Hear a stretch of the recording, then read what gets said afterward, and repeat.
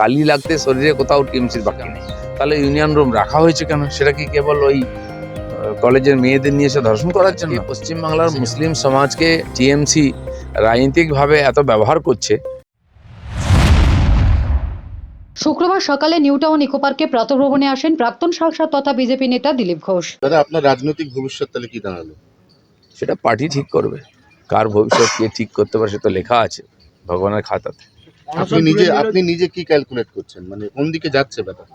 আমাকে ভারতীয় জনতা পার্টি নিয়ে এসে তার জায়গা দিয়েছে পার্টিতে। আমি রাজনীতি করতে নিজের থেকে আসিনি, আমার সেটা কোনোদিন করিও নি। পার্টি চেয়েছে, আমি একজন কর্মী হিসাবে পার্টিতে এসেছি। পার্টি আমাকে সাধারণ সম্পাদক রাজ্যে বানিয়েছে, সভাপতি দুবার বানিয়েছে, আমাকে এমএলএ বানিয়েছে, এমপি বানিয়ে টিকিট দিয়েছে। আমি কোনোদিন কিছু চাইনি পার্টির কাছে।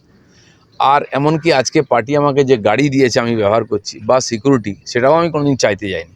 ঘটনা পরিপ্রেক্ষিতে পার্টির প্রয়োজন মনে হচ্ছে। পার্টির যদি মনে হয় আমি সাধারণ কর্মী হিসেবে কাজ করব, তো আমি যেরকম করবো, আগে কোনো পদ নেই। পার্টি যেখানে আমি ডাকে সেখানে আমি যাই, যেখানে ডাকে না সেখানে যাই না। এটাকে আমি পার্টির সিস্টেম মনে করি। আমরা সবসময় দিলীপ ঘোষকে চমক দেখি, হঠাৎ করে কোনোদিন সকালে শুনবো না তো যে দিলীপ ঘোষ তৃণমূলে জয়েন করেছে। কল্পনা করতে তো পয়সা লাগে না, করো না।